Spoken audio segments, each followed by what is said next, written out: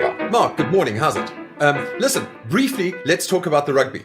Um, One last time. Okay, one last time. I've got to say this. Okay, we are the only rugby team in the world that at the same time, okay, right. has won the Lions series, has got back-to-back World Cups, back-to-back rugby championships, which we've just won, the Freedom Cup, the Nelson Cup, and the Qatar Airlines Cup. We are the most capped. We are it, man. We are the dung. We are the whole enchilada. We are the Oaks. Okay, well done, Boca. And Yes. that's enough of Springbok Yes. Well done. rugby for the year.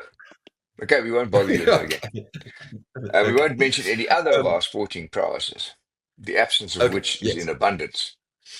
Okay. Yes. I want to say that I was inspired by your lessons from rugby, and I wrote about them, and I got a lot Yeah, of positive feedback about them, including from you. So thank you for that. yeah, no, And it's fun. uh, okay. There's much still to Um, learn. Exactly.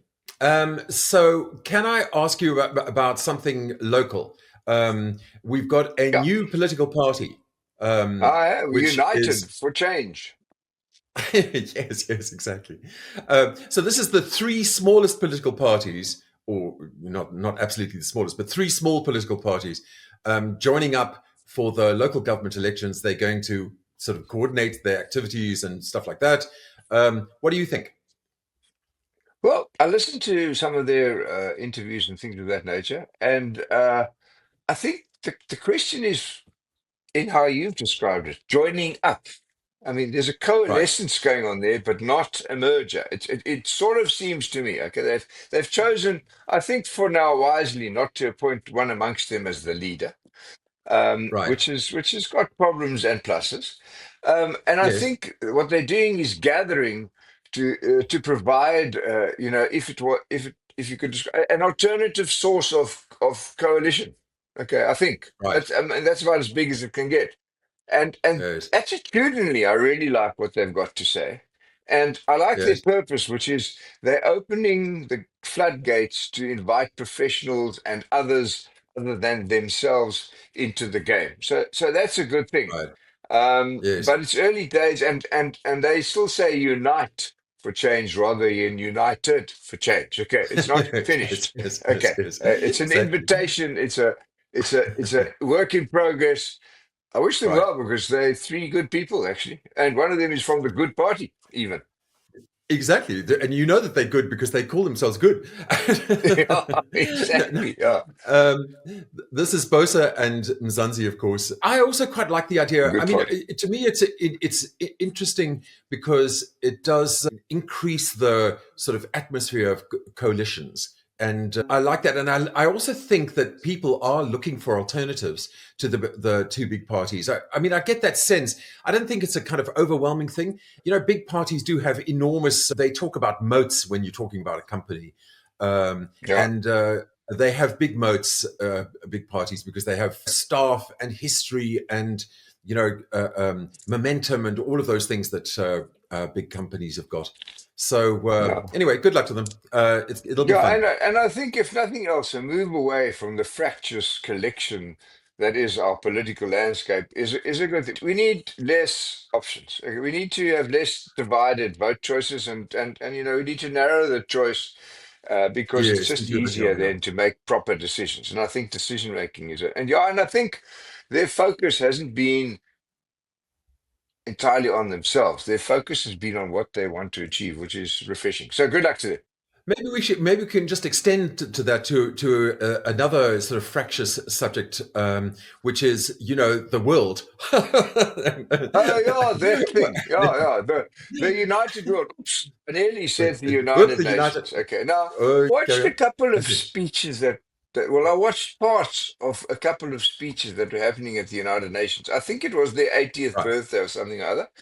And by the way, That's this right. weekend in Stellenbosch, I went to a lekker 80th birthday, which was a lunch that spanned more than one meal. I like lunches like that. Anyway, so Okay. but but the United Nations, okay, and I'm reading Right. here from it says, is a global organization with 193 Right. member states that was, and you got to listen to this, Founded after World War II to prevent future wars by maintaining international peace and security. Take that, sports lovers. Now, let me say this. I think they failed dismally. And watching the speeches and watching the crowd, there were more Right. people watching the Boca play Argentina than there were people watching the United Nations of the world fanning on about their own stuff. There was nothing united at all. Tim, what do you think of them? You're an expert on this stuff, aren't you? Well, no, I'm not an expert. I mean, I'm just interested. Interested partly for historical reasons, because actually the United Nations, people don't know it, was the construction of one young Christian Smuts, and the that kind of Really? historic Huh. South Africanism. Yeah, he conceived of the United Nations.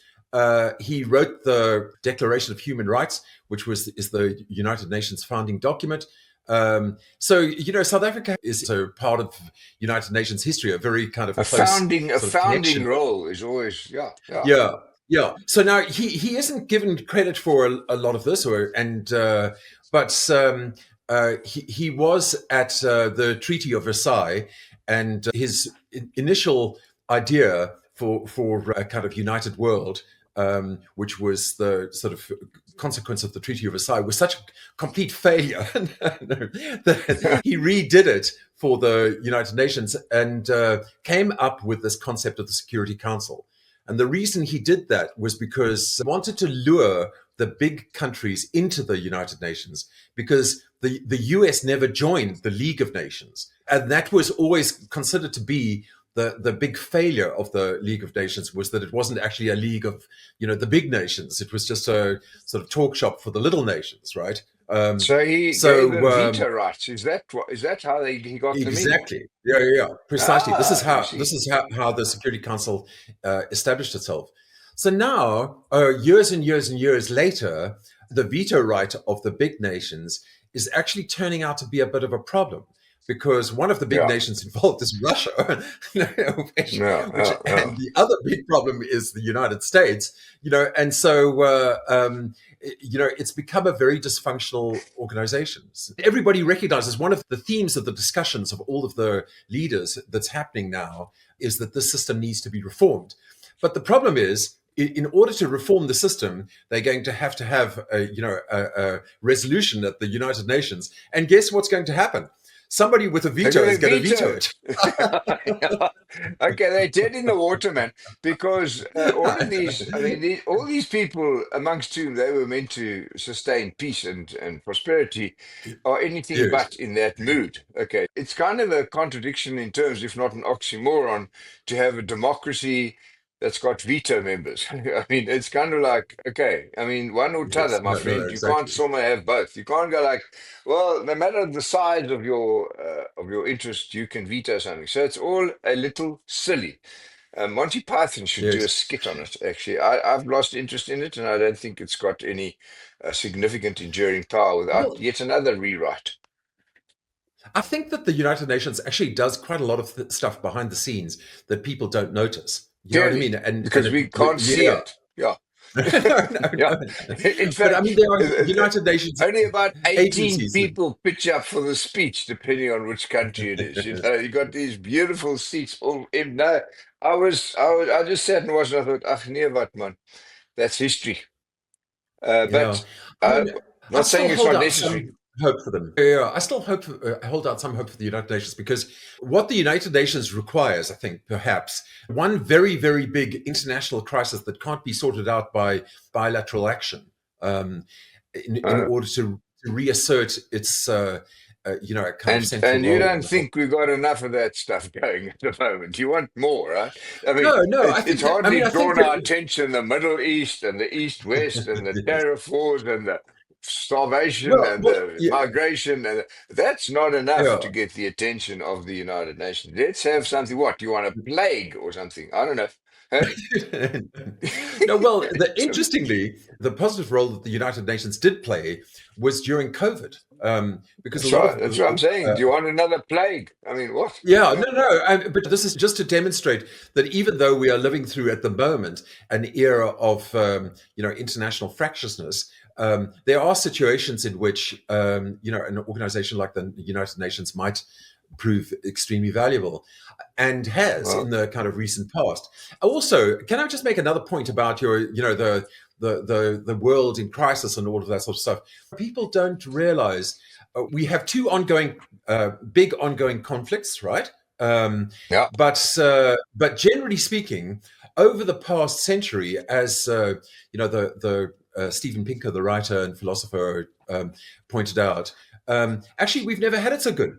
I mean, the extent of the South Africa of the wars that are taking place over the past century has been smaller than every previous century that we've ever, of the yeah, human existence. So, yeah, so actually, one of the reasons why the United Nations is not powerful is because actually things are a lot better than people imagine them to be. That's what I'm just saying. yeah. Well, Right. we're living in so many different kinds of bubbles, and Yes. maybe the answer to that, and I'm flying a kite here, is that the Right. threat is too great to contemplate. If people lose it, if they start bringing out the real Yes. weapons, then Exactly. then the issue. So maybe this nuclear deterrent, which we've spoken about so much, is real. I don't know, but I've had enough Yeah. of war now, Okay. Tim. Let's Okay. come home a Good. bit. Let's Let's let's let's uh, let's. let's talk. Yeah, let's. I mean, and because of all this war, people are buying gold, aren't they? Eh?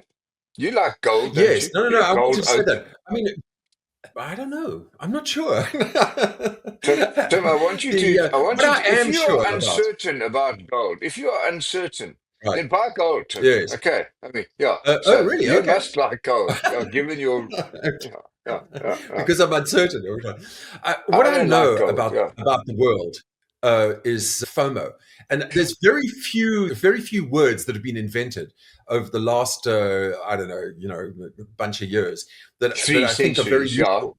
Yeah, no, Yeah. no, But FOMO but is one actually, of I them. think how did we get on without the word FOMO before now? Anyway, so I Because mean, we basically, didn't what's happened? know. No, we did. We must have known. We just didn't have a word for it. No, we didn't know what we were missing out on because it wasn't universal instant knowledge or information, should I say? Okay. Knowledge is there. Oh, that's a We good point. didn't Yeah, know. that's a good idea. Yeah. Okay. If you, Ignorance was but innocence. here's the thing about the gold rally. I Mm. think it is driven largely by FOMO, because the biggest rally since the 1970s. It's it's been kind of completely record breaking. Oh, but I, The I'm price is now sorry. 50% up this year alone. It's just No, absolutely I know amazing. lots of And things. as I you know say, lots of. it's not a very useful metal. But hey, we shouldn't complain because we need it, No, but I mean, don't lots of we? things As have South Africa. outperformed gold. The only reason you're focusing on gold is because it's been so boring before then. Okay. I mean, you know, Okay. I mean, gold going up 50% in the last year doesn't even get you an invitation to the going up Olympics. Okay. I mean, if you want to Yeah, that's talk true. going up, get to Right, Bitcoin, get to Nvidia, I mean, I can give you a list as long as my arm, and I've got a long arm of things that right, have outperformed gold that also don't have a yield. Okay. And even right, some that do have a yield. So gold right. is just, I mean, it's, up 50%. So what? Things are up Um, thousands of percent and hundreds of percent that are, in well, my view, better investments. But yeah, but it's a yeah, nice okay, thing. Yeah, well, I tell you what I would say in gold's favor. You don't have to okay. understand it. Okay. It's just summer gold. Yes. Okay. It doesn't yield anything. It sits in a vault somewhere where no one knows where it is or pays attention to it. It has to be mined, so it's kind of real. It's a good old-fashioned thing that we all know and love, and we've probably got a gold Yes. wedding band somewhere to identify with it. Okay. Not that Right. that's always an asset, but yeah. Okay. I mean, I think you can. I think yeah. I think gold is boring. Um, Well, and just one why thing, did just we get before we onto yeah? can I ask you can I ask you one thing about gold? Yeah. Other than FOMO, what do Hmm. you think is driving the price? What would you guess would be? I think Um, it's part of a thing, an old-fashioned concept called diversified portfolio. Okay. right. If you've got enough of these fancy things that you don't understand, and I'm telling you that there are lots of fancy things where FOMO is Okay. the and greed is the driving thing, and you don't understand, then maybe Right. you should take some of your speculatively gotten gains and put them into something you kind of do understand, which is gold. Okay, so Right. I think it's part of a Right. Right. Right. Right. diversification strategy. I think it's everyone should have some. It's good, wholesome stuff. It doesn't it hasn't got any blockchains or AIs or other things that nobody really understands. It's real, and if you really want to, you can go and get the gold and look at it all day.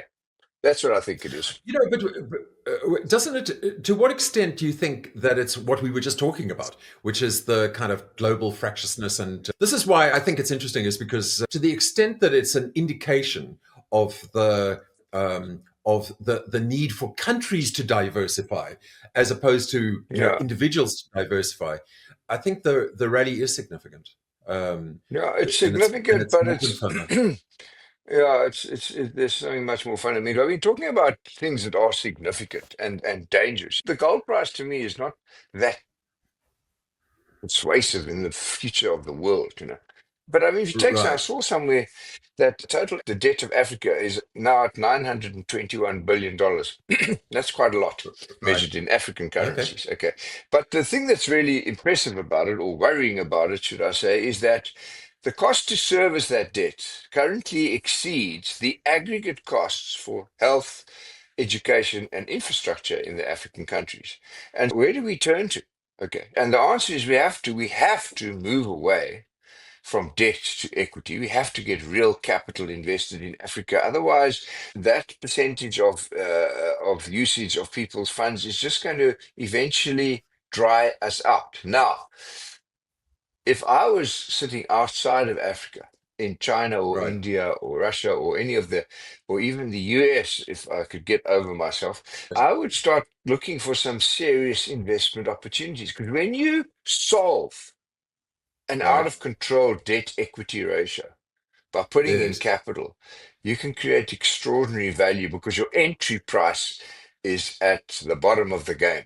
And so Yes. I think the astute way to think about Africa's debt is, what if it's an opportunity? Because we do still have a lot of raw material, we've got a lot of people, we've got a lot of things. Yes. And so I think people are going to start buying us. Okay. I think people are going to You know, start that's so buying interesting. Africa.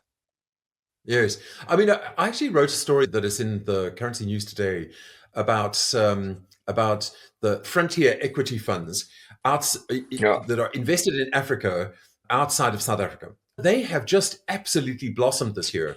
And this is an sure. incredible contrast, because if you look over a 10-year period, I mean, they have barely moved. But, Yeah, on the subject of things that have exploded this year, Africa frontier funds that are run by the big houses, Old Mutual, Coronation, Alan Gray, they are all yeah, up by over 50%. yeah. But And that is, because it's if a it's not, remarkable change. Yeah.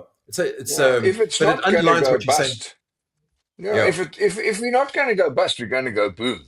Okay, uh, and Okay. that's not boom as in That's a good explosion. I mean, idea. Right. Yeah. Yeah. yeah, Yeah. yeah. Yeah. And I think Elon Musk could kind of buy Africa now, right? I mean, isn't he worth five hundred Yeah. billion Yes. dollars Yes. or something? He's thinking, I'll have that. Buy all of the debt. If you said to me, I want to get rich, buy all of Yes. the African debt, the whole lot. Okay, Okay. and then you own a Um, continent for yes. $1 trillion, and you Sure. own Africa. It's kind of like that. Okay. You, Wow. you know, Okay. because when you're not prosperous, the creditors own you, not the Yes. shareholders. Okay. Your Right. creditors have got rights. Shareholders have got Right. interest. Okay. There's a difference. So if you said to me, you got $1 trillion to spend, Mark, what would you spend it on? I'd buy Africa Right. Yes.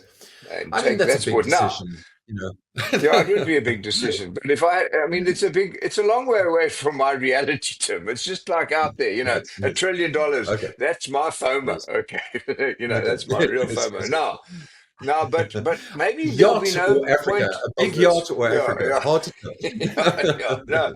but there'll be no point because I read in the Wall Street Journal. I didn't read it. I just saw the headline. Will Right. AI destroy humanity? Okay, Right. and that wasn't as interesting as the sub headline, which was, Right. and maybe that's a good thing. So, Okay. I mean, hey, so Tim, I mean, I'm glad I'm getting old, man. I'm sorry. Right. Between gold and AI, where are we supposed to? What? I don't know. Tim, you understand these things, man. Tell me. Help me. Yeah, no, I understand them intimately, as you can tell. I'm against humanity being destroyed. I mean, I think Yeah, it's me I don't too, hey? think Particularly since it would involve me. Okay. no, Yeah, exactly. I don't know. This is personal. exactly, um, exactly. But No, no, no. You know, you get these little snippets of kind of frightening news, and then you get these little snippets of kind of shockingly good news. This is yeah, what yeah, strikes me about this period. It was always assumed that radiographers would be absolutely decimated by AI because mm, actually, if you put a scan through AI, it's just more accurate than a radiographer. But it turns out that actually it hasn't. yeah, Radiographers' salaries have not declined. The number of radiographers that there are in the world has not declined. yeah. And the reason is because actually the analysis is only part of the issue.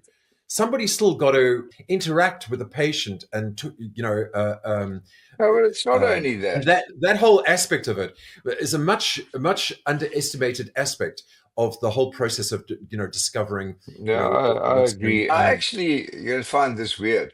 I sometimes avoid reading too much on a subject, lest I become more informed than interested. Okay, so I, no, I'm serious because eventually I run out of an opinion. Okay, because there's right, just too much that's already been right, settled. Now, yes, yes, here's yeah, the thing: that's all in the past, and so. right, I don't rehearse, and I don't think you do much for these podcasts because I want to think on my feet. I want to right, have original ideas. I want to have, even if some of them are wrong and uninformed, right. I think AI will be quicker than individual analysis, but it will all tend towards the same answer. And the Right. world has not progressed as a result of the repetition of same answers. It has progressed because of the quest for finding different solutions to old problems. Fat Yeah, well, and fluffy. that's very wise. Yeah, that's very wise. I think we Yeah. should And end so on that we point. should end. Uh, Yeah, they must be hot full of because this by now. Yeah. all Okay, right, have a good Mark. week, people. Yeah. Have a good week. Please See you next recommend time. our podcast if you want to. We so enjoy putting them out. So I hope you enjoy listening to them. Thanks very much. Oh no.